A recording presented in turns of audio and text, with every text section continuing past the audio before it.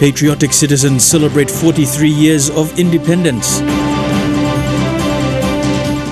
Governor General pays tribute to his predecessors. And significance of 16th September celebrated in Leh. This is National EMTV News with Meriba Tulo. A very good evening to you all from right around the country, wherever you're watching. Happy Independence to you. Thank you for joining us. This is National EMTV News. Today marks 43 years of Papua New Guinea's political independence. It's a time to reflect on how Papua New Guinea has developed as a nation and how it plans to achieve its future goals. To mark the start of the independence celebrations, the national flag was raised this morning on Independence Hill in Port Moresby to resemble the first time the flag was raised in 1975. Despite the wet weather, people turned out in numbers to witness the raising of the red, black and gold flag, a flag that unites people from diverse cultures, traditions and over 800 languages.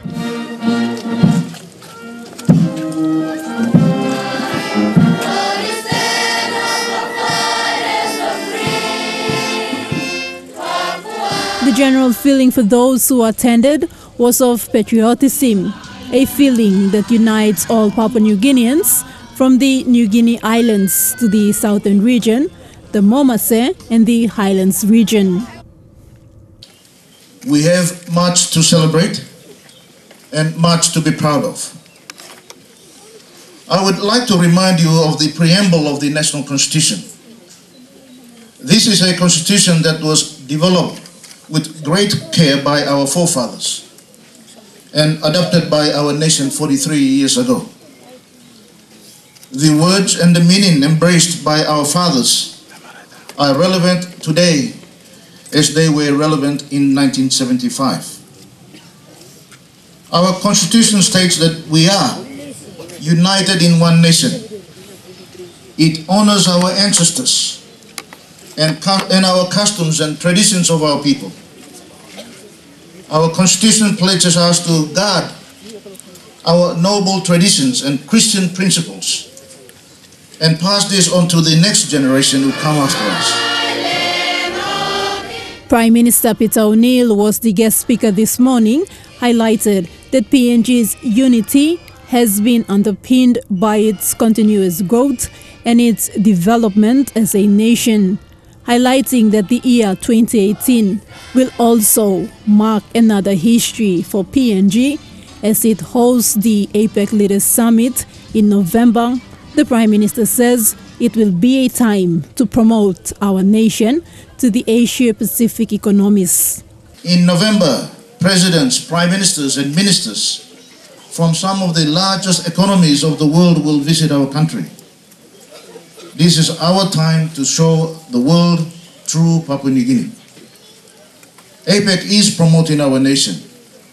We will showcase our rich culture and heritage and the natural beauty of our nation.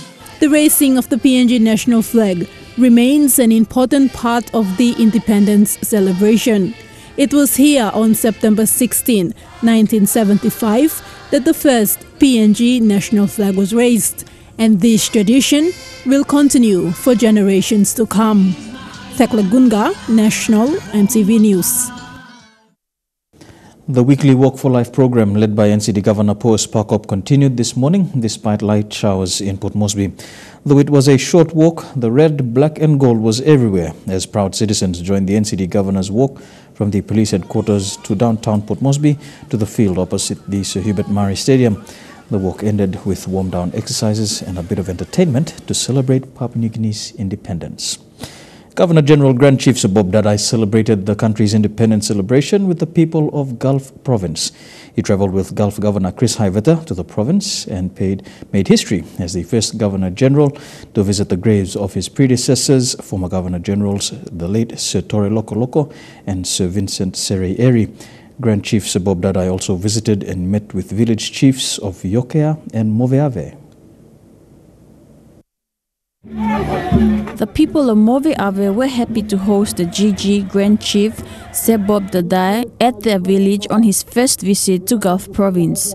Sebob thanked the people of Move Ave for producing past leaders such as former Governor General Sir Vincent Seri Eri and others from the province in the likes of Sir Torre Loco Loco, Sir Albert Maui Kiki and Bill Skate. He said Gulf was rich with resources and encouraged the people not to be lazy but take ownership of those resources. God has blessed you richly. You have full of talents in human resource. You have other economic resources on land and in the sea, rivers, and below the land. When this province will produce something that will make this country proud of. The economy of this country depends on Gulf Province. Move Ave may be one of the biggest villages in Gulf Province. Because of its size, it was divided again into two villages, Hetuare and Move Ave. During his visit to the village, His Excellency the Grand Chief met with the village chiefs and families of the two clans, Hetuare and Hiae. Governor of the province, Chris Haiveta, joined the GG during his visit to Move Ave. Governor Haiveta told the villagers to take ownership of the fact that the village was one of the biggest in the province and was situated along the Tawe River, which had so much potential to bring income into the village and the province as a whole. You live on the river Lakakamu and the rivers Taure provide you with your livelihood, with our livelihood. And let's turn that river to good drinking water so that it can be made available to a village, to both villages, and it's quite easy to supply. In Move Ave, the Governor General opened the rural health facility and officiated the groundbreaking ceremony for the construction of a new traditional ceremonial house for the Hiae clan.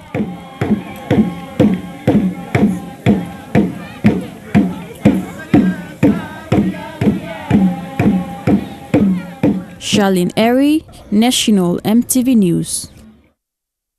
You're watching National MTV News. We go for a break now and we'll be back with more of independence celebrations from right around the country. Stay tuned.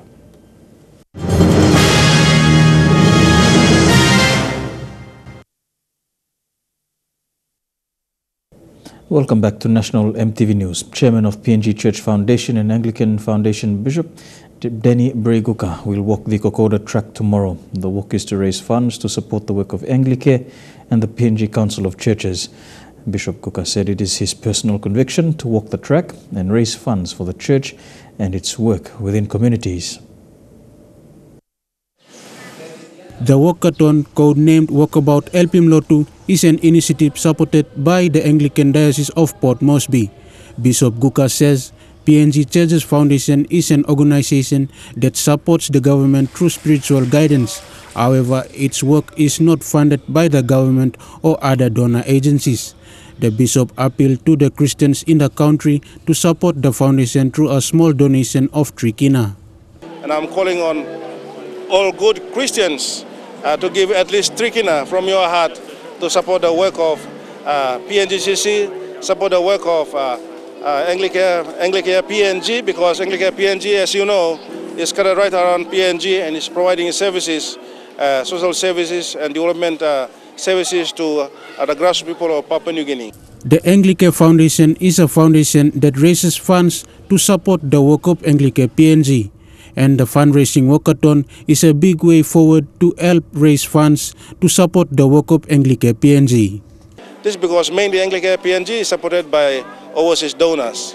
And in time, some of these donors will face away, and that is why we will need to raise more money, some money, through the Anglicare Foundation to support the work of Anglicare whenever there is a need.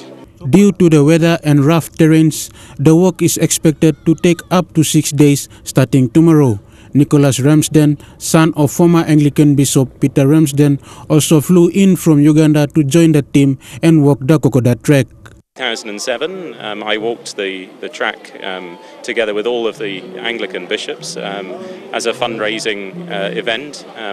So when Bishop Denny was organising this follow-up, I said I need to come and do it as well and show support. It's both a personal challenge of my own to do it again together with Bishop Denny, but also I think to show the foreign church partner support to the Anglicare Foundation and to the Diocese of Port Moresby and to the PNG Council of Church. Rayon Lakingu, National EMTV News. More than 200 homes of settlers residing near the Leh tidal basin in Leh were burnt by officers from the Morobe Provincial Government and Leh Police yesterday. Leh Police Chief Superintendent for Operations Fred Kaiwa said police were there to provide security for officers from the Morobe Provincial Government in order to conduct the eviction. These were the remains of the damage done by officers of Morobe Provincial Government and the police on Wednesday morning. The settlers, including children, fled their homes when the government officers entered and burnt over 200 homes and chopped down trees using chainsaws. Policeman come na talk. Ibla come down. Ibla kisim mol sandin come na. Samlam play no kisim empire one the house. Gun point straight lo mibla wata. Any action or to bambla gun mibla down. Ibla kirap tasol na come down la house. Or command mibla. Or command mibla so mibla lusi mouse come down sana lu ko or property one the mouse or bend down. Sa pasin ol mege mo so no respect the rights to mibla tu. Mibla people area tu. According to Leh's acting Metropolitan Commander Fred Kaiwa, PNG Ports funded the eviction for Morobe Provincial Government to conduct. He said he wasn't aware that police personnel took charge of the eviction exercise, saying they were only supposed to provide security. The chairman and village court magistrate of Ward 3, Peter Wise, said there is no proof of a court order allowing Morobe Provincial Government to conduct the eviction. People respecting government. Aste oxin title blood moxim aste only no stop mi ono title na mi stop time drag ground stop on customer then labu on drag ground time mi stop na aste taso government sim title then all man stop in on Arabia almost really go di more they are brother citizen block country why na by budosimor or kisim rigo sim right or double house like budosimor or cookie mouse blow na destroy him drag no sen come up mi by one bear. According to eyewitnesses, the police went back to Papuan compound on Thursday morning and terrorized the community following a report of an alleged attack on Leh's acting city manager Kesu Lucas by few members of Papuan compound community. So me katigo wanda liri gelblo me bla gonsait na kenresia me bla putin lo rote ol kam kisin. Na me wanda gelblo me bla gonsait na me comeback la house ya. Policeman come and snipe me putiana la backside me paiti me la backside. Paitimilo baksit narulo policeman ka koki gana namle sotilek blumi. Mistalo school kam now. Mita mani stande mita stalo school na kam now. Mita work kan tane police pungi mitla close to lo rote. Nol to ke mitla. Ona mita sana ide na nawe. Mitla sana ba tu semina. Sabosita sabos itla sana. Itara na bamla suti bandaga. Mita sana ba tu ke mitla. Kala gonjelo drain.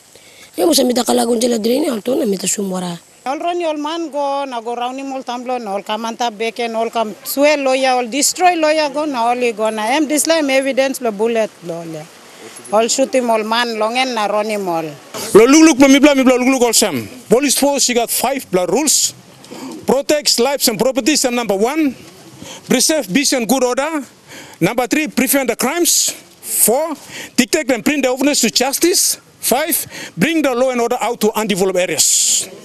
But let Islam people looking police force, bianis like act, no bring him law and order, only bring him criminal offense.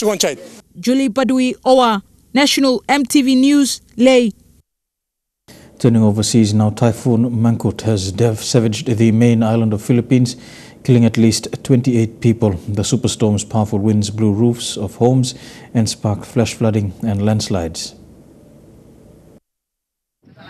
Mangkhut has been called by meteorologists the strongest typhoon in the world so far this year, and now the reality of the utter devastation it has caused is becoming obvious. Extreme flash flooding, the fragility of human existence laid bare. The road to Cagayan province was littered with destruction. Electricity posts ripped from the ground, street lamps bent in two, and Mr. Mina's house torn to shreds. He showed me where the roof had been pulled back like a tin of sardines. Fighting back the tears, he told me how he'd spent the night in an evacuation centre, worrying about the fate of his home. When we arrived in Cagayan province, we saw a line of people queuing for fuel to power their generators. How did you feel? Scared. We were so scared. All windows broken. Whole night, not sleep. The scene here repeated across this vast region. Debris scattered across the ground, electricity cables dangling dangerously, people wading their belongings through floodwaters. 2 rescue workers were killed in one of many landslides, and a third person drowned in 6-meter-high storm surges. A team of search and rescue workers. Clearly, it had been a long night. And on the other side of the world, the death toll from Tropical Storm Florence has now reached 13 as heavy rain continues to soak North and South Carolina on the east coast of the United States. The floodwaters rose to 3 meters in some neighborhoods, trapping residents who had not heeded evacuation warnings.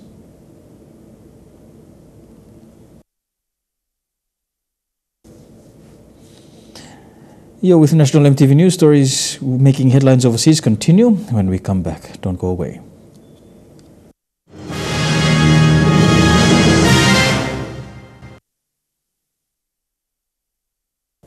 Welcome back to the news. The famous red, black and gold flag was raised in all corners of Papua New Guinea as the country celebrated 43 years of independence.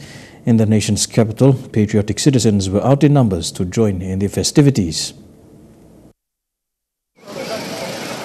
Jack Piddick Park and other recreational parks in Port Moresby came alive today as people from all over Papua New Guinea gathered to celebrate the country's 43rd independence.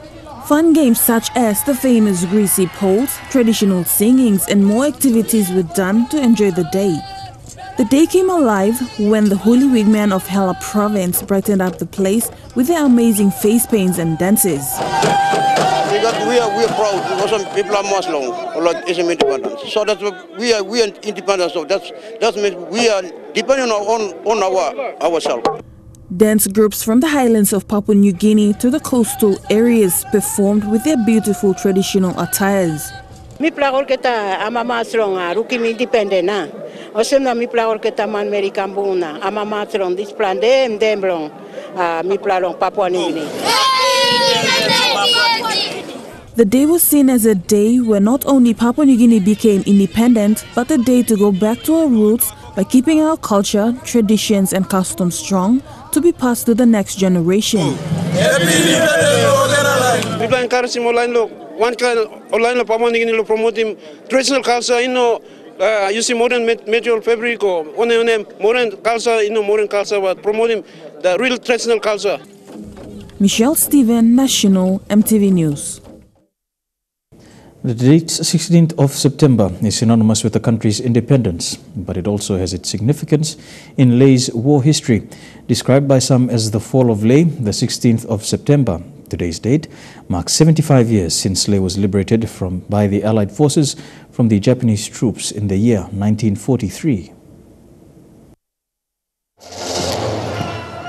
By 8 o'clock this morning, the Ser Ignatius Kilage Outdoor Stadium was already packed. More than 10,000 people gathered to commemorate PNG's 43rd independence, flying the country's red, black, white and gold colors. More than 20 schools participated, accompanied by the Defence Force Band, followed by the Disciplinary Forces March, led by the Engineering Battalion. The guest of honor was the Morebe Governor Ginsen Saonu, who addressed the people after inspecting the parade. The word unity cannot be felt if you don't exercise it. Now you are exercising it. I'm proud of you. Your governor is proud of you. You are Papua New Guinea living in one of the provinces and cities of Papua New Guinea that is called Lay Morebe province. Plenty of time when we talk about politicians will change our life for us, businessmen, but it's not that. It's a united effort for every single individual, every single citizen of this country. Whilst lay residents and others around the country celebrated independence, today also marked a significant date in Lay's war history. Lay was liberated on the 16th of September. The Allied troops came into Lay on the 16th of September, roughly after midday, roughly about 12:45, and he was liberated from the Japanese. In March 1942, Lay and Salamaua were captured by the Japanese during World War II. The Allied forces launched the Salamaua Lay campaign, which was part of a series of actions taken to recapture these areas from the Japanese. On the 4th of September, the Allied forces made an amphibious landing east of Lay and paratroopers were flown to Nadzab. There was 1,700 paratroopers that landed at Nadzab. When they captured that, they got the airstrip running and then they start moving into Lay, from Nadzab to Lay. By the 16th of September, the Allied forces entered Lay and the Japanese troops withdrew. This was the liberation of Lay 75 years ago today. Lucy Kopana, National EMTV News, Lay. Social media, and particularly Facebook, was colored with red, black and gold as Papua New Guineans all over the world celebrated Papua New Guinea's 43rd independence anniversary. If it was not selfies or group pictures, it was pictures that showed something unique to Papua New Guinea. If you like, we could say that the colors of the PNG national flag was outdone on Facebook. On all FB news feeds or stories shared on Instagram and WhatsApp, it was red, black and gold that you could not miss. But for Papua New Guineans, it was a reason to celebrate in union as the country turned 43 today and 7 years away from our golden jubilee. In Papua New Guinea, there are over 1 million Facebook users, and just from monitoring the social media in the last 3 days, at least 1 out of 5 social media users have posted a picture of their independence celebrations, either at their workplace or conducting security patrols for those in the disciplinary forces, at home with friends or families, or on the job as reporters and camera operators. The social media was flooded with pictures of pride and nationalism. Thekla Gunga, National MTV News. Turning abroad now, Robert Mueller's investigation into Russian meddling in the US elections has just scored a crucial new witness. They've struck a plea deal with Donald Trump's former campaign manager, Paul Manafort, and that gives investigators an insight into the president's inner circle. Was the man Donald Trump drafted in to save his presidential campaign. But the candidate was hiring a fraudster and a man who would become the first to be charged in an FBI investigation into links between the Trump campaign and the Russian government. Today, Manafort pleaded guilty to conspiracy and obstruction of justice. He's already in jail, so outside court, his lawyer spoke for him. Tough day for Mr. Manafort, but he's accepted responsibility. And he wanted to make sure that his family was able to remain safe and live a good life. Manafort's lawyers have done a deal with the FBI. Their client avoids trial on even more charges, while special counsel Robert Mueller gets Manafort's help on any and all matters in his Russia inquiry. Can you tell us any more about the nature of the deal that's been done between your client and the government? It's all spelled out in the papers today. But your client will be cooperating fully with Mueller's investigation? He will. Manafort's guilty pleas relate to crimes he committed before he worked for President Trump, when he lobbied for and gave advice to politicians and businessmen in Eastern Europe with links to the Kremlin. He worked for me for a very short period of time, but you know what? He happens to be a very good person. Mr. Trump never misses an opportunity to condemn the FBI investigation, and today White House spokespeople again stressed that the Manafort case was nothing to do with the president. The FBI has so far produced no evidence of any collusion between the Trump campaign and the Kremlin. But if it does exist, Paul Manafort is now sworn to help them find it. The head of the Anglican Church has been branded a hypocrite after he criticized Amazon. He said the firm was leeching off taxpayers. It turns out the church is also an Amazon investor. It's the online giant that many shoppers love to use and many retailers love to hate. On Wednesday, the Archbishop of Canterbury added his voice to criticism of Amazon for the low level of corporation tax it pays, and he condemned the gig economy for its treatment of workers. The gig economy, 0 hours contract, is nothing new. It is simply the reincarnation of an ancient evil. So far, so moral. Except the Church of England also invests in Amazon. Last year, it was among the top 20 companies it held shares in, along with Google and top FTSE firms like oil giant BP and pharmaceutical company GlaxoSmithKline.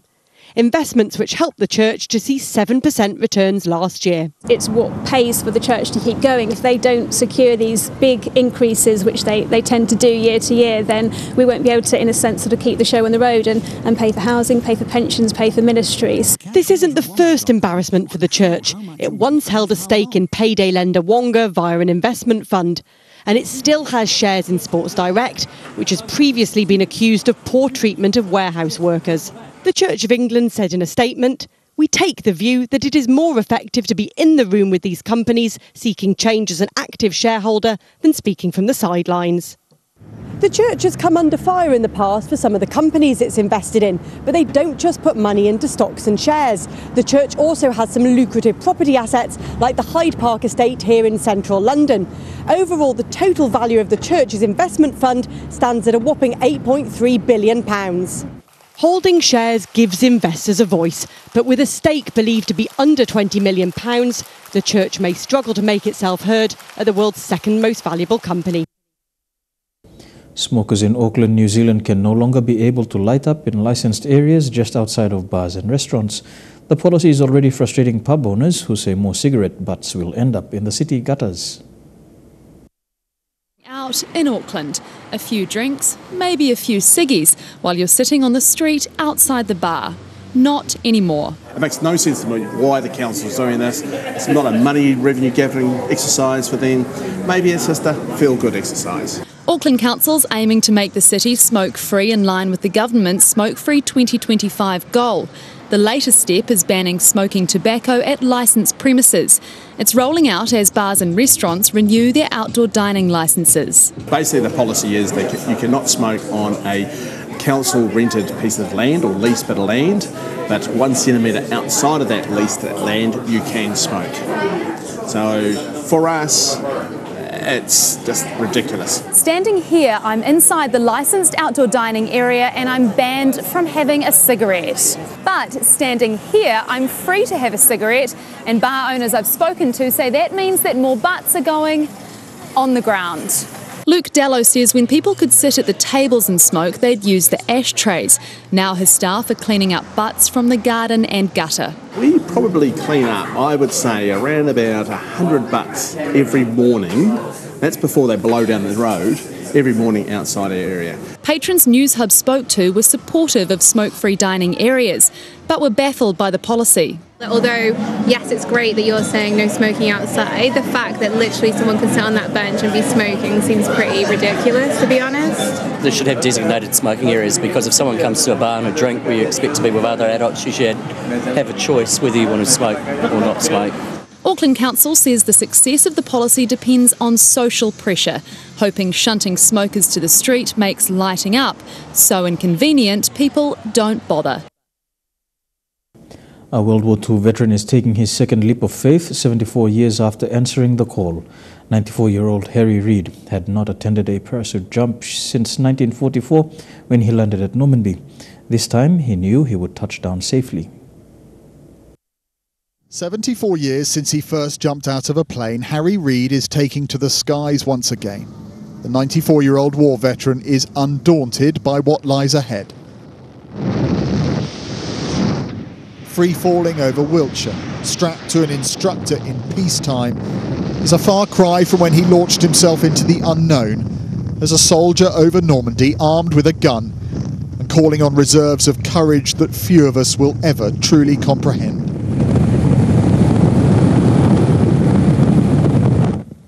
Then, as now, the landing was safe. On D-Day, he faced enemy fire. Now, it's just cameras that target him. It was quite enjoyable. Quite enjoyable. And the rest was a dodder, wasn't it? And I wanted to know that I brought this man down safely. In 1944, when he parachuted into France, Harry Reid was a 20-year-old Army wireless operator. It was 10 to 1 in the morning, and from the moment he left the aircraft to landing on the battlefield took just 30 seconds. We had come into the most amazing anti-aircraft fire that it could be imagined. Tracer bullets, shells exploding, the aircraft rocking like crazy. We were standing in the aisle waiting to exit ourselves, and we could hardly keep our feet. Supported by his family, some of whom jumped with him today, Harry Reid was raising money for the Salvation Army. But he has another motive to his jump, and this was the trial run. Next year he plans to do it again, but in Normandy, 75 years after he landed there on D-Day. You're watching National EMTV News on this Independence Day. We go for a break now. When we come back, some sporting updates in Trukai Sports. Stay tuned.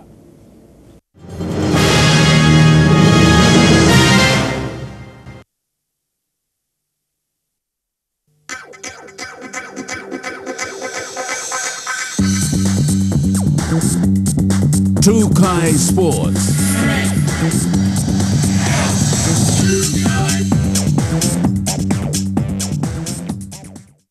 Welcome to Trukai Sports. We begin with Rugby League. Central Province is on the verge of entering a team into the PNG NRL competition. Their bid has been led by prominent people from the Central Province. They have received great corporate support, one of which is Vitis Industries. The bid is led by Chairman Keith Iduhu, Hubert Warupi, Eddie Isla, Chris Enara, Manu Lofena, and business partners Vicky Mossin and Solo Domena.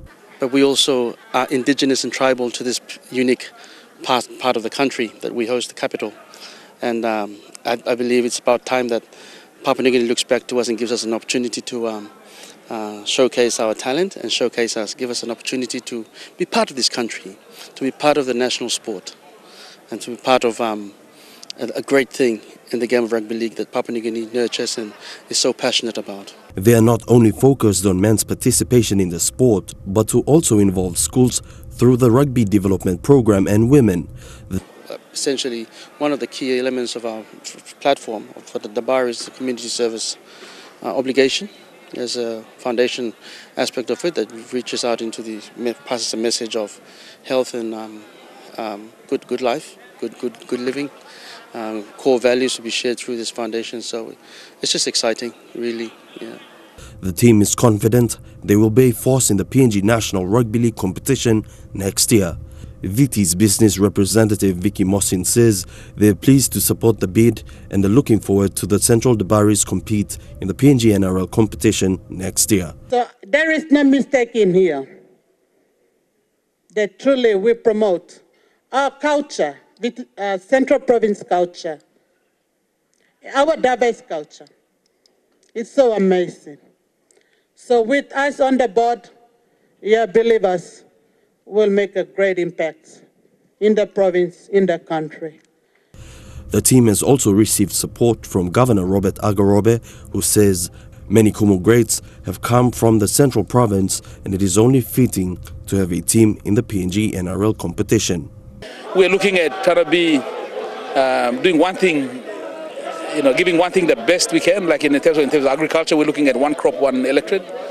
And in sports too, we're looking at one sport that we totally put our efforts behind. We'll start with every other code, but we think that rugby is really the sport that we should put as the provincial code. Elijah Levet, National EMTV Sports. To rugby union, and the best in the world of rugby sevens are headed to Suva in November. 21 teams will converge in Suva for international fixtures in the 2018 Oceania Rugby Sevens. The 2018 Oceania Rugby Sevens competition will provide qualification opportunities for non-core teams in the HSBC Sevens World Series for 2019 period. The Oceania rugby teams that have pre-qualified for the HSBC Sevens World Series are Australia, Fiji, New Zealand and Samoa in the men's competition, and Australia, New Zealand and Fiji in the women's competition. But in a first for the Oceania Rugby Sevens Championships, with pools randomly drawn for Fiji come November, the competition will give teams the opportunity to qualify for the Sydney, Hamilton and Hong Kong leg of 7 series. In the men's division, the first highest placed non-core team in the 2018 Oceania Rugby Sevens Men's Championship will qualify as the 16th team to the 2019 HSBC World 7 Series leg in Hamilton and qualify as the 16th team to the 2019 World 7 Series leg in Sydney and also for the 7 Series qualifier in Hong Kong. The second highest placed non-core team in 2018 Oceania Rugby Sevens Men's Championship will qualify for the 2020 HSBC 7 Series qualifier in Hong Kong. In the women's division, the first highest placed non-core team in the 2018 Oceania Rugby Sevens Women's Championship will qualify as the invitational team to the 2019 HSBC World 7 Series leg in Sydney and 2020 HSBC 7 Series qualifier in Hong Kong. With Papua New Guinea and Solomon Islands in it, it's obviously going to be tough as these teams, particularly Papua New Guinea, have been playing a tough game and have done well in the competitions in the HSBC World 7 Series. PNG will send both its national men's and women's teams come November before the Oceania Rugby Sevens competition starts in the second week of November. Godwin Eki, National, MTV Sports. To hockey, and Port Moresby Team 1 has secured their place in the men's hockey grand final playoff tomorrow after defeating POM 3 Elites 4-0. Port Moresby 1 remains undefeated since the start of the National Hockey Championships. POM 1 remains undefeated throughout the tournament. They have carried on their outstanding form from the NCD Hockey Tournament through to the Hockey National Championships. The squad is made up of players from different teams who compete at the Port Moresby Hockey Competition. They beat last year champions 2-1 and went on to beat POM 3 Elites 4-0 this afternoon, securing their spot in the grand final playoff. The finals of the Hockey National Championships will be held tomorrow at the Sir John Guy Stadium in Port Moresby. Elijah Levet, National, MTV Sports.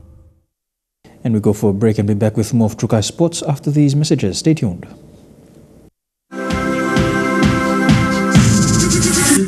Trukai Sports. Welcome back to Trukai Sports. Turning abroad now to rugby, and the All Blacks coach was blatantly blunt in today's review of last night's shock 36-34 loss to South Africa. He may not have said it, but Steve Hansen may well be thinking, "I told you so." I think I even said they should be favourites, so I hope somebody got some money off the TAB.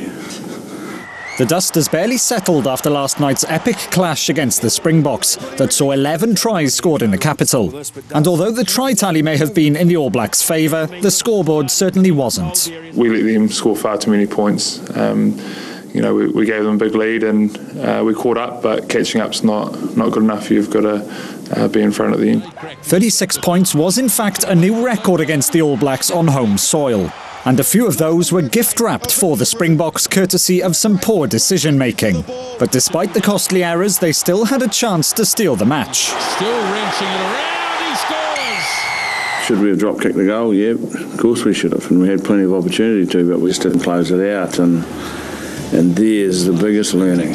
Yes, a drop goal would have been enough, as would 2 of Beauden Barrett's 4 missed conversions. Beauden has these nights. He's had them before, and then he comes out and kicks 100% the next time. So that's the nature of goal kicking. Sometimes it hurts you, and you just got to hope that all the stars don't line up in the one night. But the stars did align for the Springboks, whose mammoth defensive effort saw them get their first win in New Zealand since 2009. A result that many fans, including New Zealanders, suggested was good for the World Game. Oh, I can understand why they're okay with it, because we don't lose that often. We start losing every week, they won't be that okay with it. The All Blacks now have a week off to prepare for 2 tough trips to Argentina and South Africa, with the Rugby Championship still very much alive. And to the NRL, the Dragons are out of the race after losing to South Sydney 13-12 in last night's do-or-die match. Here are the highlights. Rabbitohs playmaker Adam Reynolds nailed not one, not two, but incredibly 3 one-pointers in the last 10 minutes against the Dragons last night. Takes the step. Reynolds takes the shot. He's done it again. He's kicked 3 field goals. Wow, the Bunnies winning 13-12 to book a preliminary semi-final with the Sydney Roosters next weekend. And that ends Trukai Sports. Up next, the weather details. Stay tuned. Sports.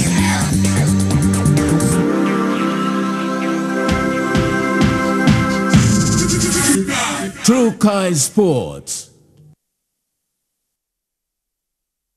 The weather details were proudly brought to you by Dulux, celebrating 50 years in PNG and the only paint made in PNG.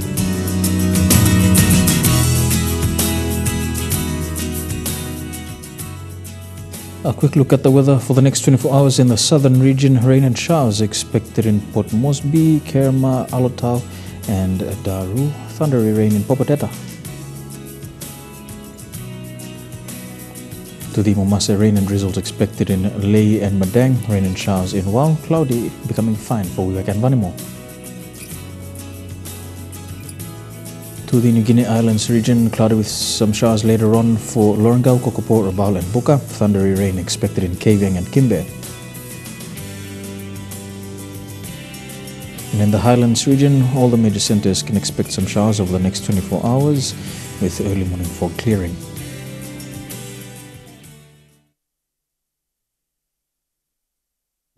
The weather details were proudly brought to you by Dulux, celebrating 50 years in PNG and the only paint made in PNG. And that's the news, sport and weather for today, Independence Day, Sunday, the 16th of September 2018. Stay tuned. Right after the news, we bring you the independence message from Prime Minister Peter O'Neill. And later at 8:30 this evening, you can tune in to My Province, My Country, 43 Years On, the wrap-up show. Right now, on behalf of the entire MTV News team from right around the country, pleasant viewing. Good night.